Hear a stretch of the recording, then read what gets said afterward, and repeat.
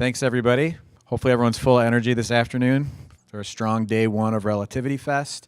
I want to stop and thank everybody for making time for this session today, Breaking Even and Beyond Cost Recovery and E-Discovery.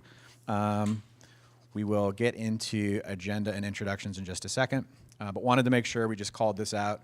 This should be like an interactive session, so if you guys have questions, concerns, things you want to talk about in greater depth, just raise your hand, we'll call on you, and we'll keep it more of a facilitated discussion here today. Just a quick housekeeping, if you guys have not already, download the Relativity Fest 2017 app. So have all the information about the fest, locations, how to connect with friends, see your favorite speakers, all that good stuff.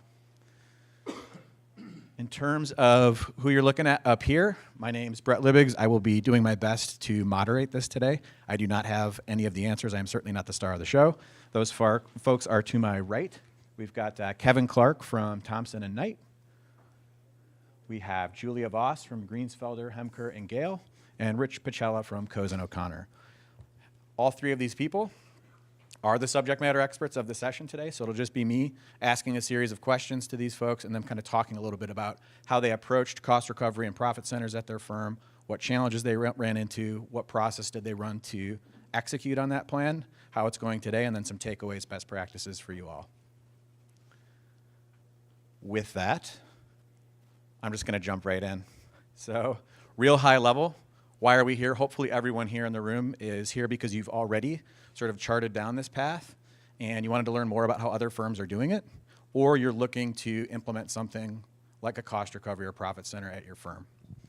So I'm just going to start. I will start with Rich Pacella down at the end because I like to put you on the spot. But in terms of why are we here, the challenge, why did you decide to go down the road of implementing the model that you did at Cozen, and kind of start with how you started that process?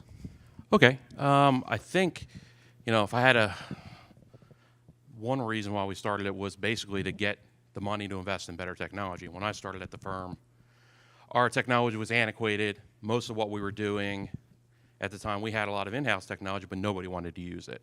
Most of our stuff was getting outsourced, and a lot of it was going into Relativity because that's what people wanted to use.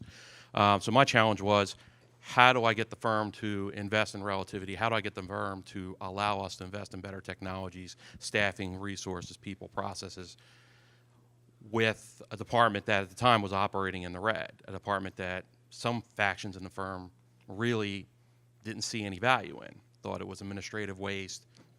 We just had these people sitting around, not really adding value to the project. So, for me, it was one way to basically sell that process. We were giving a lot of stuff away for free when I looked at how we were doing things in the firm, the technology we were using. Part of the reason people didn't want to use it is because, frankly, it sucked.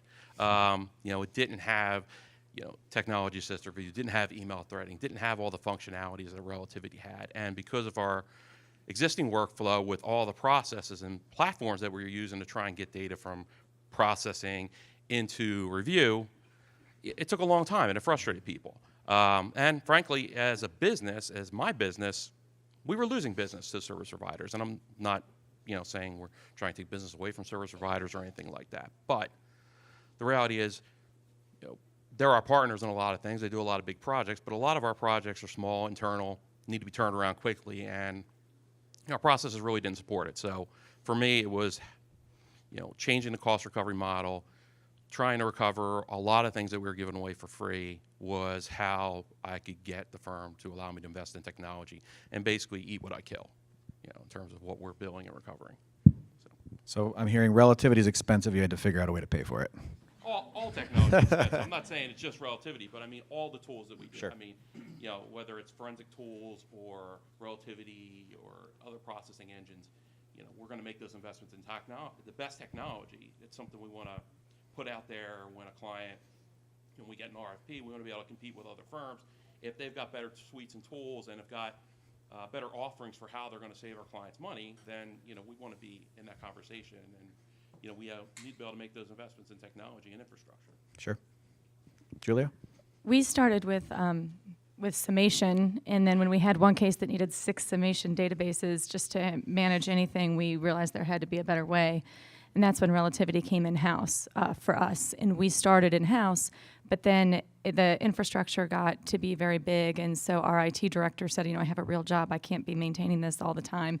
So we went managed services. And we used that opportunity when we went managed services to restructure everything we did. We used to just bill hourly. And we decided that this was a time to look at everything we were doing and not just change one aspect of it, but use it as a reason to be able to change the way we bill. And so we went from billing our lit support time hourly to an all-in per gigabyte fee for whatever ends up in Relativity. You're going to pay X dollars per gigabyte per month, and that's going to include all of our time as well. And we thought that, at the end of the day, I was realizing how much time was getting written off by the litigation support people because the lawyers were just writing it off. They don't know what we do. So they were like, well, why should it take 8 hours to load data, cross it off to 2? And they don't even know. They just did it because it looks better. So that it gave us, going to a different model gave us the ability to use all of the features that Relativity has without having to bill the time that it takes to set those up, because nobody's going to ever understand that. So we have a model where we bill hourly, and we also charge for hosting. And we were early adopters of Relativity, so we've had Relativity in-house for a long time. And we've had repeated issues, I think that many of you have, about the write-offs. And so when we are trying to bill for our time, we do get written off sometimes, and that's definitely been a challenge, and it's been an area where we have had to educate the attorneys on what we do, and we have to work on our descriptions, our billing descriptions, and get them to understand how complicated it is, and especially there's more and more data out there, and so the challenge for us is overcoming the write-off, and making sure that the attorneys are properly billing for it, and we can properly allocate our time to the projects that we're working on. I did. So we're basically in a similar model. So we're basically in a similar model to what you are. We bill for our time as well as we bill for the hosting. And we've kind of had we have the same issues. I mean, when I first got there, our write-offs were, I think our realization rate was about 70%. Now it's closer to 90%. And a lot of that's been through education, not just of the attorneys, but also of the management staff in terms of what we're doing, and how we can, even working with finance about how we stop write-offs. Right now, our finance department's actually building out a project or tool that's going to allow me and a lot of other folks within the organization to basically stop write-offs before they happen. I'm going to get alert and be able to cut them off before they even go to a practice chair or anything. So right now, it's a very manual process. So, I have to chase people down to stop those write-offs and find out what's happening, interject with finance, get them to reverse it if it's something that should have been billed. But our model is very similar to yours. We bill the units cost that we're hosting, by gigabyte, and then we bill per hour. But we streamline a lot of our billing descriptions. They're all uniform, and even even the stuff that we bill, I think we're collecting almost like 95% of that now, because the clients know they will pay for it. They know what it is. A lot of our attorneys will say, "Well, I'd rather write that off. That's administrative. That's not." But their clients know what it is. They've worked with service providers before. They know what these charges are. They're aware of them, and they expect to pay them. I think our attorneys sometimes aren't expected to pay, that they have to pay them, and they think it's it's a built-in process, and the firm absorbs these costs, and that's really not the case. Again, we're investing in technology, and that costs money. But I think we're kind of all in the same boat from that perspective. Cool. So moving on, I think a lot of people in the room might have the question of, in terms of how did you get started? I think you all went through good, unique ways that you guys did that. But a lot of people in the room are actually folks that we talk with a lot at law firms that are looking to build out a model like this, often struggle with, who do I wrangle? Who do I need to involve at the firm in order to get that buy-in? So there's a little bit lost in terms of which department heads, who should be the people involved in sort of starting the process towards building out a cost recovery or profit model. Right. So I'll start off since I'm holding the mic.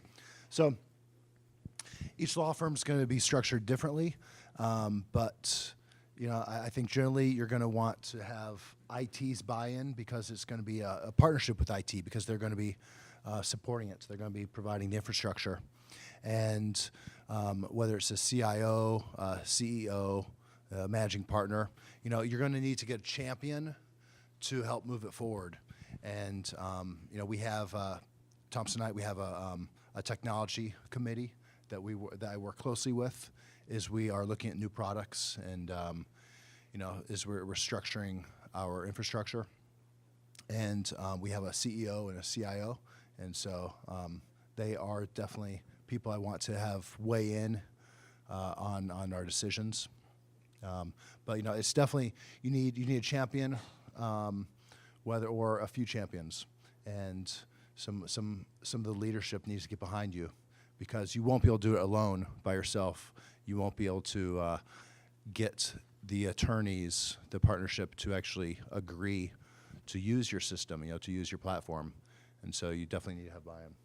Can I ask a quick question of you real quick? Sorry to keep you on the spot here, but good to understand the different various people that could potentially be involved with the firm, the different groups. You mentioned a champion a couple times. Is this something you ask for? Is this something that just organically happens where you just know who it is? How do you get that championship within your firm? I would say you should identify them. It's going to be a decision maker. It's going to be a person that has the power and the weight in the firm. So identify that person and create a relationship and explain what you need and what you want. And they might not be interested. You may have to go to several different people. And whether the firm is controlled by a managing committee or whatnot, you may have to go to different members on the managing committee. But definitely identify them and then start working closely with them, explain what you want, explain what you need, and explain the value. I mean, it's at that point then you're going to be showing the value, explaining the value to that champion or the champions. If you can get multiple champions. Thanks. We were a little more sneaky about it. We had a CEO. I'm not exactly sure that they've changed their positions so many times. I'm not entirely sure what they're called. But we had the executive director at the time. He was getting ready to retire, and his goal before he retired was to make sure that litigation support upped its game a little bit. And so I moved into the position, and he told me, he's like, before I go, I want to make sure that you're going to start billing for this sometime. And I'm like, all right. So 6 months after I took the position, I came up with this memo. I looked at all the data, and you have to have all the data in your hand. You have to know what is your average case load that you have, how many gigabytes per month do you usually have, and how much time are your people actually billing, what are you recovering, what do you expect you'll keep up. So we had all these metrics laid out, and I came up with what I thought the per gigabyte charge should be in order to recover all of those costs and maybe have a little bit extra to continue to invest more. And so then once I had the memo all written, then we took it to I worked with the CFO and the CEO, and we took it to the board, and the board approved it without ever getting any internal champions like people say you should do. Honestly, we just went around all the lawyers, and the board is made up of lawyers, but they were the business people who have more of the firm needs to make money kind of mindset, and so they didn't want to just keep bleeding money on litigation support, so the board was open to it. It's the billing attorneys who were not open to it, and so we made sure that the policy was approved before we ever even laid it out to the lawyers. And then one day they got an email from me saying, so here's how we're going to do things now. And it was this long list that said, here's the new charge, here's the explanation you give to your clients as to what we're doing with that money, here's how much it would cost if they took it to a vendor. I called all my vendor friends and laid out, I took the average. I picked just 5 random vendors that I have used or had called me in the past, and I took a 100 gigabyte case. What's it going to cost you to process it this way? What's it going to cost you to host it? What are their fees going to be? Here's what it costs to have that money at a vendor. Here's what it costs your client to have it at Greensfelder. Now tell them why tell them they're free to go spend more money with the vendor. If they want to, they don't have to use us, but this is what they're going to pay if they want to. And I had, there's a question?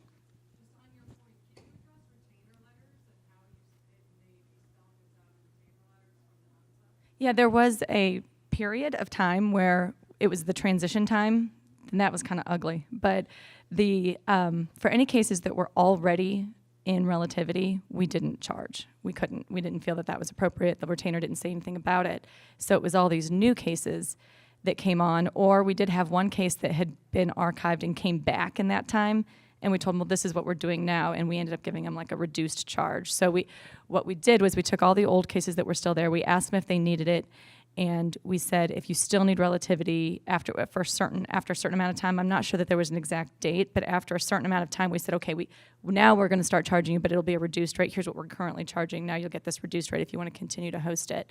But from that point going forward, once we made the decision, we had been working with our general counsel, and our retainer letter now has a whole section on litigation support fees. And rather than listing out all of the fees in there, we kind of describe what our services are in like a paragraph, and we say, see attached Schedule A, so that every year, if our rates go up or down or something changes, I can just give them a new Schedule A, and it goes to wherever whatever our standard retainer letter is.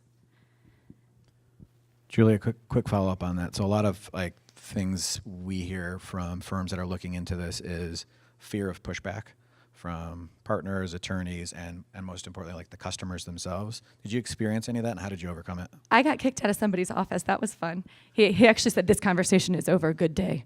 So Good day. I think you have to be willing to handle a little bit of that. And so, there's going to be, it was right at the beginning. The transition period was kind of rough. I mean, I spent most of my days for probably 6 months just going and talking to people and explaining the change and saying, well, I'm happy to talk with your clients if you need me to, and we'll explain it all. And there were some people who took me up on that, and I spent a lot of time talking to the clients, explaining what was happening. And then there were other times when they just said, never mind, I'm just not going to deal with this. And I don't know what they did. They decided not to use us, and those people mainly had smaller cases where it wasn't necessary, where they could still have their paralegal go through 1,000 emails by hand and do what she was going to do with them. But we eventually, I think, made the case that, especially to the partner who kicked me out, he uses our services now. And I showed him one. I didn't show him. I showed his associate, who then I'm sure turned to him, because there came a point where I knew he didn't want to see me anymore, so he wasn't going to listen to me. So the associate that he uses, I went to her, and I laid out, here's how much time, because you wanted us to do it a different way. You didn't want to use Relativity. You're trying to avoid this charge. Here's what you spent. Here's what you would have spent if you'd just done it the right way to begin with. And after that day, we never had any trouble again. So I think that it's really a matter of education. And being okay if somebody yells at you and says, get out of my office. They'll come back. So I feel like I get a ton of pushback almost all the time. But that's just something we have to deal with on a case-by-case basis. When somebody pushes back, says, what are these charges? Well, okay, we explained to them what we did, how we do it, what the process is. Because a lot of times the billing partners aren't even involved in the process. It's an associate or, in our firm, I guess it would be a member, but a junior shareholder, a junior partner who's running the case, and they're not really involved. They're the ones that are doing the document review. They're the ones that are getting the collection. They're the ones that are getting the stuff from the data, and the client, attorney, the billing attorney, has no idea what a gigabyte is or 50 gigabytes and what a PST file is. So, we have to spend a lot of time educating them as well. I mean, I feel like that's probably 50 to 60% of my job anymore is talking to folks about why we do what we do, why do we do it, and how they could be doing it better. And we get if I convert a couple people a week out of a 600-person firm, eventually everybody will be on board, and then we'll have a new technology, a new process, and we'll just start all over again. But for me, I guess my experience is kind of similar to both yours, but a little bit different. Like, we kind of basically went out of our way to circumvent IT, because in our firm, the IT department really is philosophically, let's say opposed, but we have different philosophical opinions about what me and what's important for IT. I mean, they're operating at enterprise level and worried about all the technology of the firm. I'm worried about my business, which is the practice support e-discovery group. And there really weren't, I know when we looked at Relativity and we looked at new tools, case logistics is good enough, but this is coming from people who don't work with the case teams day to day, aren't fielding questions from them, aren't seeing, our business go out to service providers and, things that we're losing, the billing time that we're losing in these cases. So, basically, I started laying the groundwork for this before I even started the job, and I identified my champion through the interview process and was working through the interview process. And afterwards, originally I was supposed to be part of IT. Day before I started, all of our lobbying, we moved under legal, and the purpose of that was I wanted to work under a structure where they knew how to build revenue. Because in all fairness, that's not what the IT department does. It needed a champion, and again, like I said, I identified this champion, was one of the person that was part of the interview process. He was excited about it. I didn't have to seek him out. He basically sought me out. He was excited about e-discovery. He wanted to be part of it. He wanted to learn more about it. So he became our champion. He had a good relationship inside the firm, had been there for a long time. So that was my starting point. The other things we did was we started an advisory board and pulled in people from different practice areas who had an interest in e-discovery and kind of sought out their challenges and used them as a sounding board for a lot of the things that we wanted to do, some of the experiences they had, how we were going to incorporate them into our business, some of the challenges they had from a client perspective with, dealing with costs, so we can kind of incorporate those into our model. Same thing with us when we brought data in. Legacy data, we still don't charge for it. I mean, we couldn't go back and, amend those engagements and say, oh, by the way, we've got, a couple 100 gig case that we've been hosting for you guys for 5 years in case logistics, but now we're going to put in a relativity and now we're going to charge you. Some of that stuff we had to deal with and eat internally, and we made other billing arrangements for cases that were a certain size because we have certain practice areas that have small cases and we really want them to use technology, but we know their clients are never going to go for it. But beyond that, then we had to sell that to the management committee, and then it's really been kind of an ongoing process of trying to sell that. And what's interesting is, and I don't know how you guys are, but I know a lot of firms absorb different groups, and I feel like every month we're absorbing a small practice office from somewhere who's never had any technology. So they're not used to either using software or they're completely reliant on an outside service provider. So, in the cases where they've been using outside service providers, they're great to have the resources in-house. They're glad to have the technology. They're glad to have the streamlined process. But in other groups, why can't I do PDF? I've always done PDF. Why can't I just open this PST in my Outlook? Well, there's certain risk management issues as a large organization we want to avoid. But that's basically how we approached. I mean, we like I said, champion, similar to what you did, but we basically cut IT out of it because they really didn't. So we actually, one of the things that I had suggested when we finally agreed we're going to invest in Relativity, we're going to change our billing model to coincide with that, was we're going to go to a managed service environment so that they can help us with the reporting, tracking, metrics that's going to support our billing model so that we know how much we're actually charging, because IT is not going to give that to us. And they also weren't going to be able to commit to our growth. When we started Relativity, we had a terabyte of space. Now I've got 70 terabytes of space. So, we grow every month, and IT couldn't support that. They can't provide us, frankly, the infrastructure we need to support it. So we basically cut IT out of it. They weren't our friend in this process, fortunately. And I think they're okay with that because they've got other things to do. I think most people in our IT department were fine with, all right, I don't have to manage your SQL, I don't have to manage your app servers, I don't have to add data at 12 o'clock at night because now you've got a terabyte and you're going to add 10 gigs left. That's fine. It's somebody else's problem now. So that's a little bit about our story and how we went about it. I think having an event that the change in billing is tied to is really helpful. Like we did it when we went with the switch over to managed services.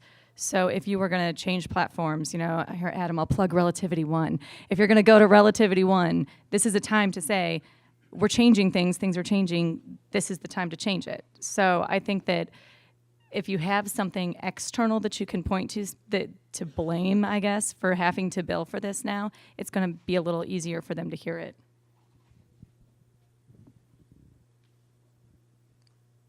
Okay, thank you. All right.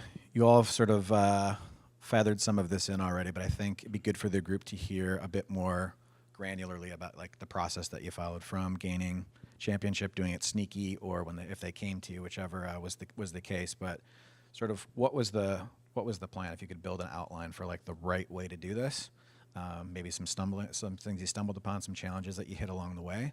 I think it'd be good for the group to hear what was your end-to-end process for implementing this.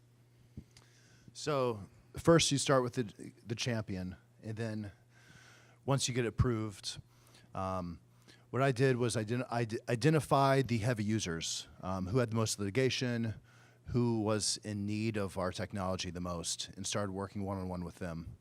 I also focused on getting the younger associates involved and on board. They were the most receptive for using the technology, and actually they were the best at it also. So getting them on board, because they were going to be the ones doing the grunt work, and they helped with getting the partners on board because they were actually doing the day-to-day work. So I think that was really useful.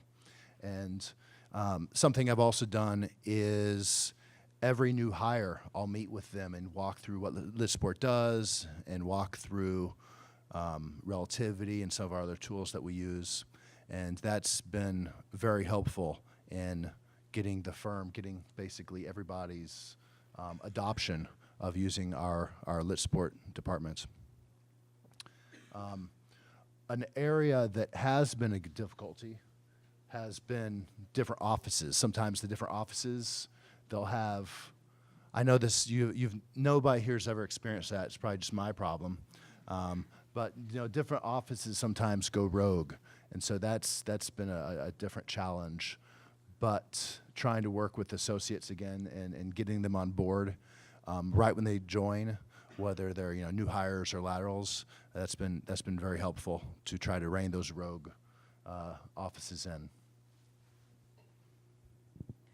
I think it's important just to really, I think I started saying this earlier, get a hold of what your statistics are, because you're going to need to, if you're going to try to come up with some kind of pricing model that is not just straight hourly time, you're going to need to make sure that you're covering what you want to cover. And not everybody's going to want to make money on lit support, but they may, maybe the firm goal is cover 75% so that it's just not such a hemorrhage of money, or maybe even 50%. So I think once you have determined what the goal is, you can work backwards from that. And the thing that I did not do that I wish I had done a little bit better was I underestimated how much data was going to leave when I told people we were starting to bill for it. So, you have cases that have been in Relativity for 2-3 years that really look like they're still going to stay, and you count on that as your average monthly amount. And then as soon as you say, and we're going to start charging for it, they say, oh, well, that case, that's on hold, that case settled, and we were just keeping it there just in case. So we ended up losing, I'm just going to say it was probably only 500 gigabytes or maybe even a terabyte, but we didn't have a ton of data. We're looking at, like, at the time, 4 to 5 terabytes per month was what we were averaging. And so to lose that percentage of it, I started off already lower than I wanted to be because I did not anticipate that people were going to pull data out. And I think the other thing I maybe didn't do as well as I probably should have done was account for growth as well, because we wanted to improve the service that was being given, not just the amount of data we had. And so even though we didn't necessarily increase the case size or the case number, we wanted to add more support to it. We wanted to start doing analytics in every case. We wanted to really get involved in the review and really help people out. And that's people. I needed an extra person. And now I have to justify the salary, and there it cuts in again to what we were trying to recover. So I think that that you can't jump, if you're going from zero to nothing, you can't jump too high to begin with, but you have to jump high enough to allow a little bit of development and maybe a little bit of swing in how much data you have. Well, I think I talked about this a little bit before about what our process was, but to Joy's point, metrics. In order to sell this, I had to develop metrics, and with the tools we had, it took a long time to actually get into some of these SQL databases and law and determine, how much were we actually processing a year? How much stuff are we actually putting on our parking lot iDrive that we have that's actually litigation related and that should be in a database? How much stuff, so go through all that and determine all the metrics about, how much are we reasonably going to make every month? If I'm going to ask for this, say $100,000 expenditure on a new piece of software, I've been hearing all this stuff about, well, we're operating in the red. You guys have operated in the red for 10 years. Okay, how do we get in the black? Which was my goal. Again, I didn't want a profit center. I didn't want to be, I don't want to be a separate spun up entity. I just want to generate enough revenue, collect enough money to cover all of our expenditures, to have enough money to invest in the technology and staff. Turns out we have been fairly profitable, which the firm really appreciates, and that's great.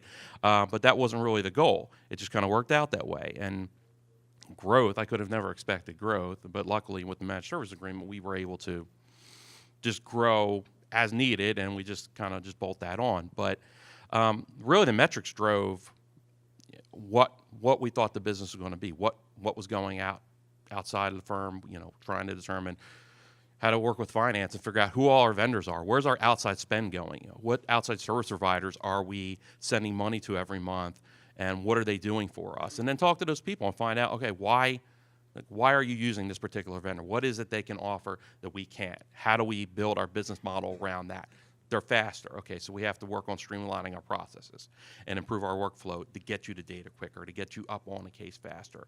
And, the technology is built around that. But, I mean, if we were going to charge for that stuff, then we had to make sure we could offer what they were getting externally and or better. And that's really what I was selling when I went to the management committee. But I think the management committee heard, wait, you had me at we can make more money? Okay, go do it, and which is great. But I still spent a lot of time communicating what we do, why we do it, why are we billing clients when we never built before, and I'll get, well, aren't you guys really IT? No, we're not IT. That's part of why we were moved out of IT. We're part of legal, but yes, we actually offer a service, and why should we be using analytics, and why should you be paying for processing? Because we can put it in the database, and you can do things tenfold faster when you're not going page to page and doing a review. So, that's, a little bit about my process. But I tried to make the process inclusive of, like I said, the advisory committee getting their feedback, finding out who our big spenders were, where their money was going, what they were doing, and then, looking at our internal metrics, how much we were hosting, what were we really losing, what was that costing us per month to keep that stuff, not recover those costs, as well as what we were processing per year. What could our potential revenue be for all this? The firm, realized the potential, and they let us go. We did communications. We amended the engagement letter. I think we did more of a blanket statement where we're saying, okay, e-discovery charges are going to be charged, and there's costs going to be associated for this, and this. I don't think the costs are actually outlined in engagement letter because they've had a tendency to go down, just like they do industry wide. So didn't want to deal with amendments, just wanted to let people know the firm's going to provide these services if and when needed on your particular case, and you are going to incur those costs. I don't know how many people read that because I'm constantly dealing with our client didn't know you were going to have to pay for these costs, but it's just something we deal with day to day. But does that answer your question? That's perfect. All right. Just a real quick sub question on that is, I know a lot of times with firms, I could be alone in thinking this, but a lot of times it's about keeping up with the Joneses kind of a thing. Like, what are those other firms doing? Did you guys incorporate into your process anything like evidence-wise from the marketplace about other firms, competitive firms, collegial firms in your marketplace that were doing it? Yeah. Now, it's interesting because, I did cite other firms, especially other Philadelphia firms, other firms, what they were potentially doing, other firms that I know of nationally that were doing similar models and how that was working for them. But I think I got lucky, and this firm they were willing to do it. Their culture was willing to accept it. My old firm, I tried, and this was back 2006, 2007, I tried to push a similar model there, but, I got basically the message from the managing director was, yeah, we're not going to nickel and dime our clients. Okay, fine. It's a lot of money that we're giving away. It's a lot of money we invest in technology. It's a lot of time and energy. We're not dealing with write-offs, those types of things. We're giving all that stuff away, and, we really can't. We want to go out and get better tools. We want to go out and better technology. We want to grow our staff. But that was even another thing, too, looking at different, even from a staffing perspective, how many resources it's going to take to do this, how big other the staff were of the firms, comparative to ours. But yeah, that was a big part of it too. Let's face it. If an attorney goes into I've had attorneys that go in a courtroom and go, oh my God, that guy was doing a lecture and presentation. I never want to go in there again. There's an ego at play there, and I kind of played to that a little bit too. And I think that that helps sell it as well. They realize that, we're not the only ones trying to do something. We're not crazy trying to go out and do something. There are other firms that are having success with this. But I think when they realized, how much money we spend, how much stuff we're giving away, there's potential there to not only recover all our costs, but potentially make a profit, they were all on board. Sorry, I keep bothering you. Quick follow-up. Me? Like, did you start off and approach this with the intention of like pitching it as a cost recovery model, or did No. you go in with the idea you'd eventually turn it into a profit center and any like different It was tactics? you basically, I pitched it as a cost recovery model. Because again, I didn't know. I know what we were doing, at the time, and based on the metrics that I had, I knew we could break even, but I had no idea, what the potential growth was going to be. Sure. I think what's interesting. I think one of the added benefits of all of it was now that we're billing for storage, when a case settles, they actually call me up and say, "Hey, this case is archived. I don't want to bill my client anymore. We take it off the network." Versus it just stays there forever, and people get pissed because. But that was one of the greatest benefits of it. Somebody call up and say, "Hey, I got this terabyte case. Can you take this offline now because we can't bill our client for it anymore? It's settled." Great. Go ahead, free up the space. Side benefit is reduced infrastructure costs. Yeah, well, or at least something we can it's manageable. I think we did compare ourselves a little bit to other firms. I'm from St. Louis, and there's maybe 4 or 5 big firms in St. Louis, and we're the smallest of the big firms. And so I was able to say, well, one of them has spun off its own entity, and the other one doesn't charge anything. And so why don't we be somewhere in the middle where we're trying to offer a really good value to our clients? We can give them as good, if not better, I say better, service than a vendor could give them, and do it cheaper. And as long as they understood that they weren't going out on a limb, that was helpful for them to know. Right, and I also used it with our team, with the attorneys, and said, these other firms are doing it, and here's the model. And when I presented, the model, it was presented as a cost recovery. It was not presented as a profit center.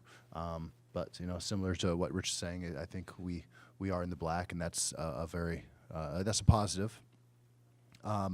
But using that, these were what other firms are doing. That was very powerful, because attorneys don't want to be left behind. If their competition's using it, they want to have at least something equal, if not better. So I think that was a powerful tool. Anything that changes in terms of expectations from leadership once you become a profit center? I don't know if they expect like recurring profits after you start building like a profit center, anything like that. I haven't faced any changes in expectations. I'm now trying to use that to increase the technology, bring in other tools, and implement some analytics, and so I'm using that. So we may that profit center may change, and that's again it's trying to get the attorneys to understand, what newer technologies can do. They now understand and like relativity, but now it's like, hey, there's something called email threading. Hey, there's something called analytics that we can help with. So we're going through this process again, and educating more and letting the attorneys know that their competition has these tools, and they need these tools also. All right, last question in terms of execution on the process. Anything you want to share that like stood out, surprised you, some sort of like nuance about your process that you didn't expect? You may have shared it already, but just wanted to throw it out there. I think I shared it already. I do not. I don't think I have anything to add to that. I think just to follow up on your last question, I think the only expectation that I've seen from management now is, now that we are operating at a profit, every year I go back, it's okay, they want more, So I think from year one to year 2, our collections increased 100%. Year 2 to year 3, it was like 90% over the previous year. And year 3 to 4, it's been 50%. But they kind of they've gotten, and 50% year 4. So it's like, but they keep expecting like, well, why can't it be 100%? Why can't we do more? And, and I think there's, trying to temper their expectations a little bit and say, look, there's, I think we're capturing 80-90% of the e-discovery business in the firm, and there's not going to be this $1 million a year growth that maybe we've seen, but that's I don't think that's going to continue. So I think it's as I'm coming into budget time, that's like the conversations I'm thinking about having, like how to temper their expectations when finance goes, well, yeah, we want this out of you guys, and it's like, no, I don't know if that's realistic. You guys maybe setting unrealistic expectations in terms of, because no other practice area is expecting to meet that kind of profit margin or that kind of growth from year to year. We've been lucky and we've done that, but I don't think it's sustainable. So that's one of the I think negative consequences that I've seen from management in terms of this, and not wanting to get into it as a profit center. And sometimes I'll get these conversations about, well, maybe we should spin it off, and I got to temper those expectations or those thoughts about, I don't think we want to be in a position where we have a captive client base in the law firm. We'll probably have to deal with some sort of ethical issues if we're the sole provider for the law firm, if we're an e-discovery provider for the law firm and we're kind of pushing our work versus not putting it out to market to bid. And I don't think we want to be in that position of competing with all the e-discovery providers. I mean, there's a value add that we provide being internal, and I don't think I personally don't want to be out in the competitive market trying to sell our services beyond the firm. I think it's hard enough trying to sell our services in the firm and get people to understand what we're doing. I don't really want to complicate my job that much further. But those are some of the, just, I wouldn't say disadvantages, but some of the challenges I've seen as we've grown and been more successful. I do know I have talked to people who have spun off to be different entities, and one of the benefits and one of the reasons they did it was because then they could say, here's your invoice, and nobody would challenge it. It's, oh, it's an invoice. Okay, we have to pay it. And so that's the reason that they did it. But I do think that there are some complicating things about it. So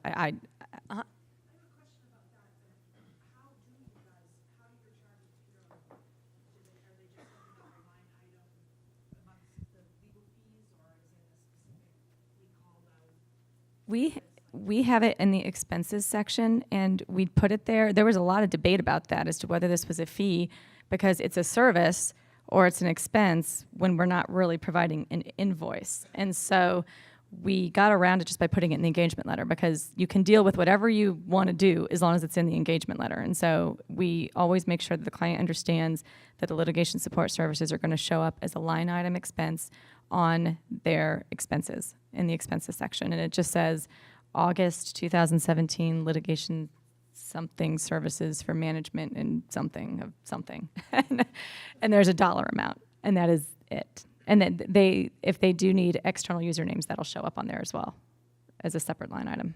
And media, that'll show up as a separate line item. Those are the three things we charge for.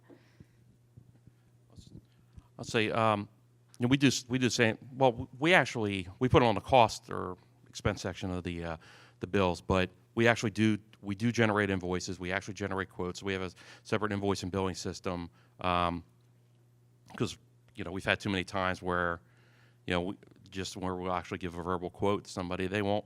No, well, I don't know about that. I didn't know it was going to cost this much. We actually have a quote system that turns into an invoice, and we actually generate an invoice. When we set this process up, finance wanted invoices. They wanted a paper trail.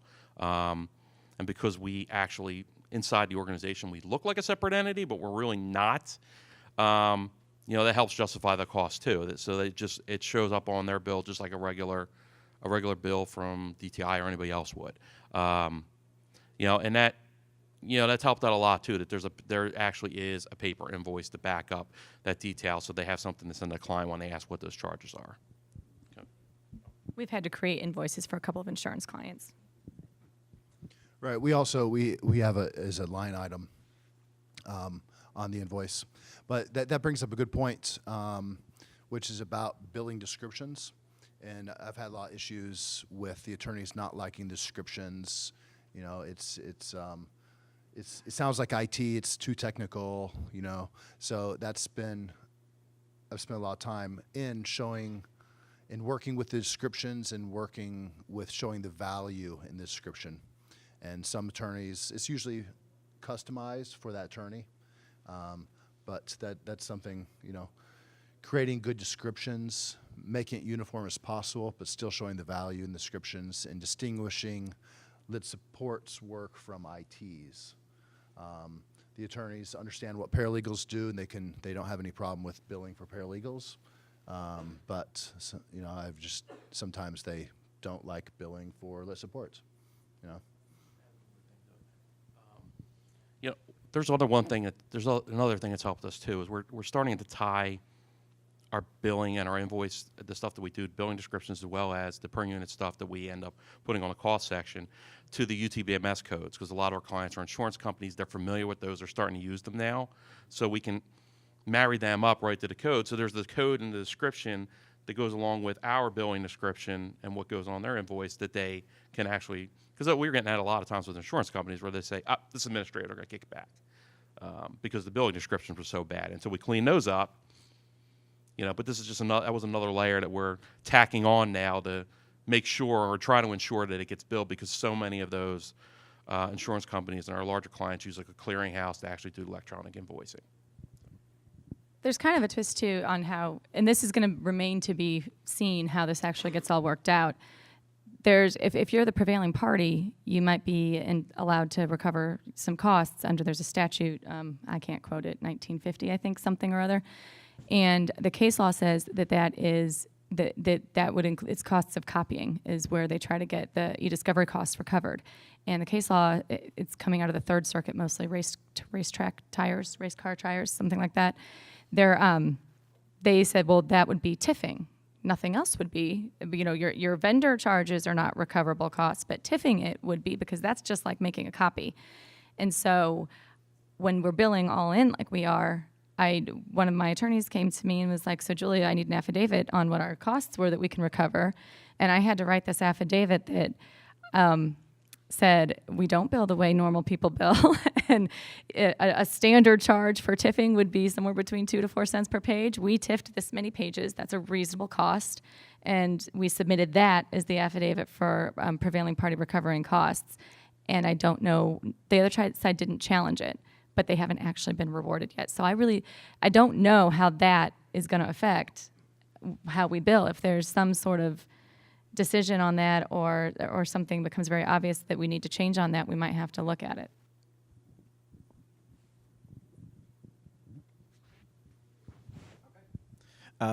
Wanted to leave the final section here for takeaways. So if you had 1 or 2 pieces of advice for the audience here on any gotchas, best practices, things you'd do differently if you had to do it all over again?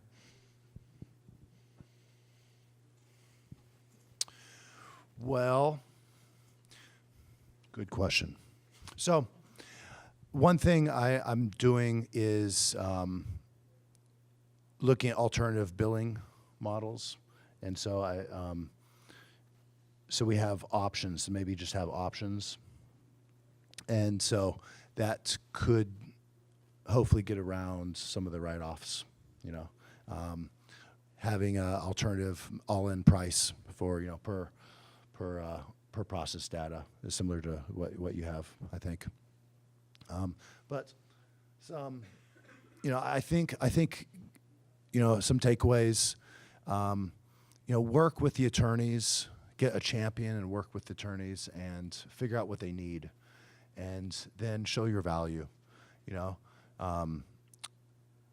what they want is what they need is value. What they need is your expertise in handling all this data, and so that's where you can come up with you know, where's your value? Is it, you know, you can use it project management? It's dealing with data. It's quickly finding the data they need so they can better handle their case, better, you know, find the documents faster. And so, you know, find the value, find your champion, and then work with the younger associates.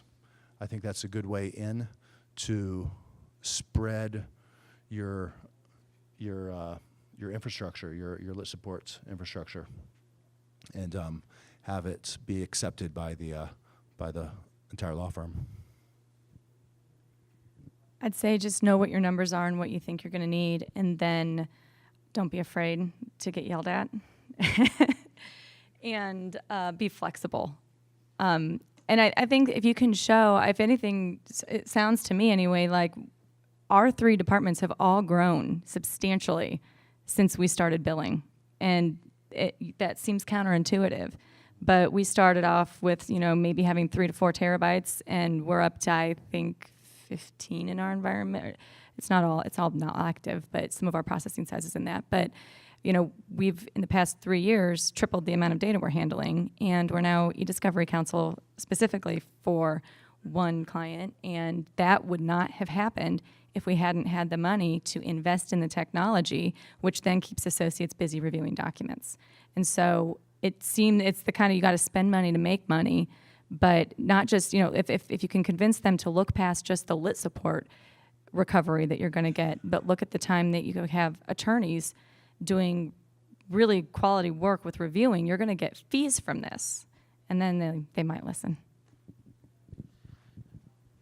Yeah, so I think my takeaways, I probably echo both of what you said. I mean, the champion, I think, is one of the most important things that I had working with me to help, navigate the politics, being new to the firm, knowing who to talk to, who else we can, get on board and be an advocate for what we wanted to do.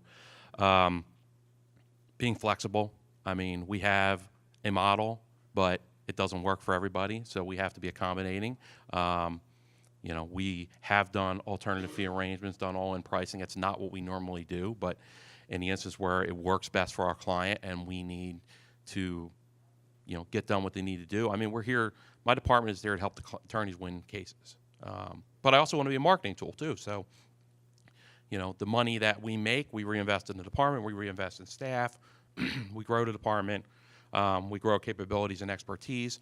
And I like to think that we've used that, and I know we have done that to get certain cases because of the technology and the expertise that we've had, enabled us to get clients that maybe we weren't going to get 4 years ago. So to me, that's definitely a big value add, and that's what I sell, is that, we're here to help win cases. We want to make the investments in the technology and the people and process to do that. And, that's what I try and sell. That's what I try and sell internally. That's what my, my department chair, who's my champion, that's what he's selling. And all of our advocates within the firm, that's what we're trying to sell.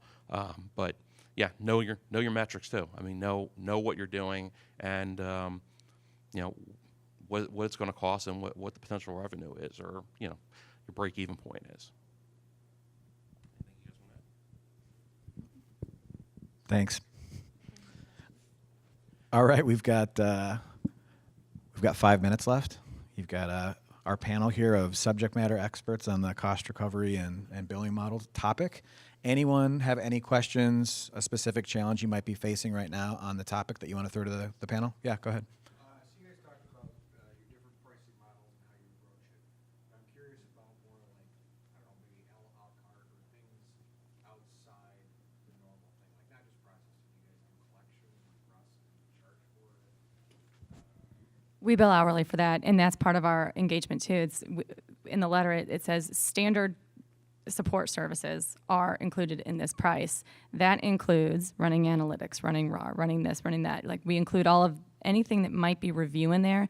But if we're going to come out and do a collection, or if we're going to spend 20 hours putting your exhibits together, or we're going to spend, because somebody still wants paper, we're going to spend 5 hours copying your stuff, that's going to show up as a charge. So I have some specific examples of what is not included and very specific examples of what is included. And there's always this point where it's like, ooh, do we bill? Do we not? And I always err on don't bill it, but because I don't want anybody to be able to come say that I was overbilling something that I shouldn't have.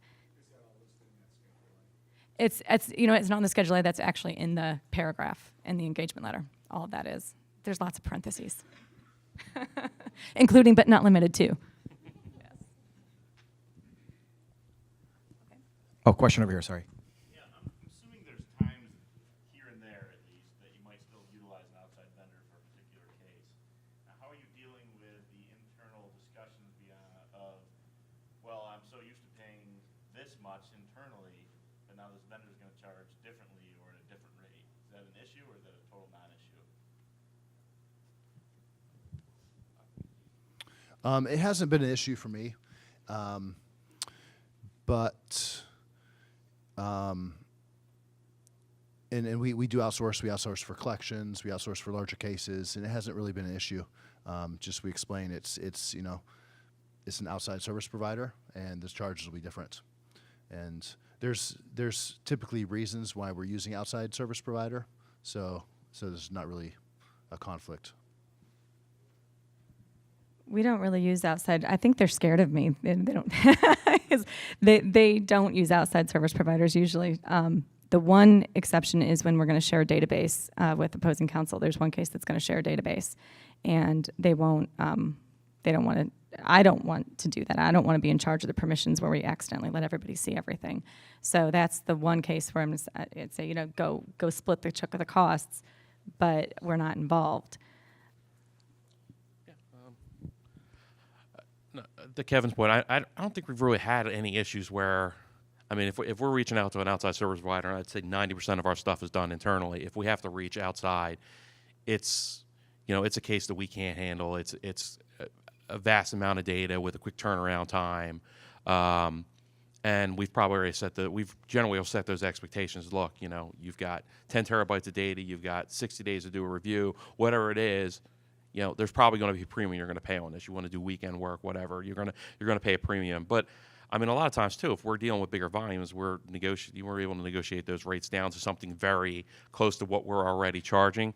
So it's a lot more tolerable, and there's not that much difference when we're dealing with those bigger volumes. At least the cases that I've seen. Sorry. Yeah, right here. Do any of you run into clients who have agreements in place with outside service providers and would rather go that direction than with you internally? Yeah, I'll just start since I've got the mic. I mean, for us, a lot of our insurance clients have panel providers that they do, and that's fine. Sometimes the attorneys will say, hey, you know what, this case is small enough, just do the work internally, that's fine, we can bill it. Or, depending on the level of complexity, or, we may not actually want to do it for some of our clients because of the way they deliver their data to us, we're happy to pass that along. There's a couple clients where we're just very happy to pass that along because it just takes way too much time to deal with their stuff, and that's fine. And I'm not trying to, downplay the significance of those cases, but we've actually, because they have panel counsel, or panel vendors rather, that they've already kind of vetted, they know their process, they already have the pricing.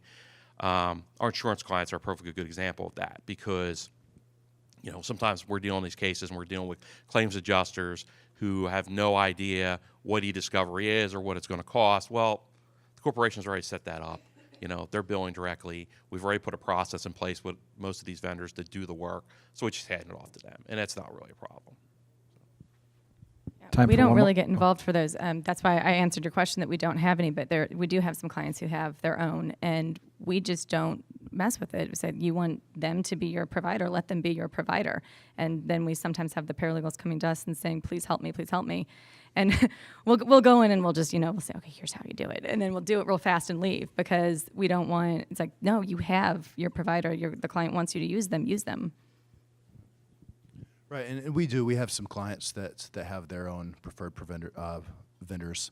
And so actually we do get involved, though, even if we're not hosting or doing the review or whatnot. I'll still help, or have my team help them out, and maybe help with project management, help them run searches, help create layouts, whatnot. So help actually develop workflow also, depending again on that client and how much empowerment they're giving the vendor. So I will still help my team even though we're not hosting it. Okay, we have one last question back here, and then we'll probably have to wrap up. You guys talk a lot about attorneys pushing back on, like when you started billing. Did you find that was like fear that they would push back from their clients, and that it ended up being that their clients were just perfectly fine with being working with firms? So yes, it was fear that they would lose business, or that the client would push back and wouldn't want to pay it, whatnot. And I think once they were willing to explain it to their clients, there wasn't really any issue. I know one instance there was an issue, and so what we did is we said, here's 5 other service providers, and here's their rates, and if you're unhappy with what we're charging, you can take it to a service provider, and here's 5 options. And actually, after we did that, they saw our prices and they stayed with us.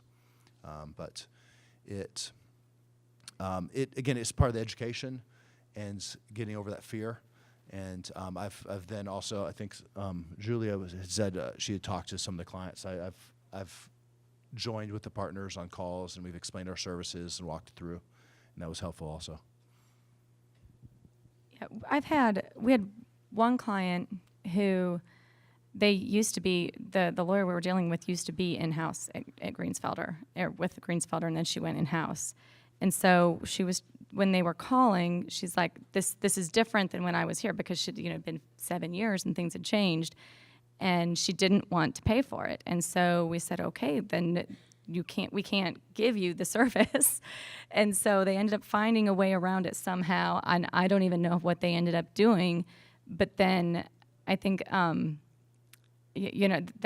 is going to happen. If at that point I've done my job, I've told them, here's what we can do, here's what's out there. If you're going to find another way, here are all the risks with it, because you don't want to do something that's not defensible. And then the lawyer made his decision on how he was going to handle it, and I honestly don't know how he handled it. But everything turned out fine. Yeah, simple answer to your question, at least from my perspective, is yes. A lot of times the attorneys aren't aware of these charges, they're not familiar with them, and they're afraid to talk to their client about it. And again, they might think they're going to lose business, or they're not going to be as competitive. They don't want them going to another attorney to do the similar work where they think they're going to get this stuff for free. And a lot of times we tell them, look, and that's where we come into, look, what other firms are doing it. We're not the only ones doing it. We didn't just, make this up. And, we've gotten to the point with some people where they won't bill it, where it's like, okay, fine, we're not going to work with you anymore. If you need this work done, you're going to go to a service provider, and you come to us, we're going to punt you right to a service provider. We'll call one of our preferred vendors. And in a lot of cases, they end up coming right back to us because they're happier with us, the work product, knowing that somebody's part of the team, knows how they work, that, we end up being more responsive. There was another point I wanted to make about that, and I totally forgot. But I'll add to it then. What do you think? We make it, if they're going to write it off, it's going to hurt their realization, and that stops the write-offs really fast. So if you get your executive leadership on board with that, then they're not going to write it off. But I also had a client who I was in book club with her, and she told me, because I warned her that things were about to change in book club, and she said, oh, that's okay. We know that we've been getting this deal for you guys for years. And so I went back and told the lawyer that, because he was one of the ones who was pushing hardest against it, and he just didn't realize that the clients understood it better than he did. I remember what I want to say. To the point about attorney being afraid, in 4 years, our realization rate on things that we bill on a per unit basis, like the hosting, is like 98%, or it's like 97.9%. So, we actually have metrics to back it up that once we bill it through the client is willing to pay for it. It's been a very rare scenario where they're unwilling to pay for it, and it's usually because maybe the case went south, and we're kind of trying to deal with, some of the relationship and discount costs or whatever that may be. But, once we bill it, they almost always pay it. All right, I think we're getting booted out of this room. I can see someone trying to get my attention. Thanks, everybody, for joining us. Thanks for the good questions. Thanks to Kevin Clark, Julia Voss, and Rich Patel for being an excellent panel. Enjoy the rest of Fest.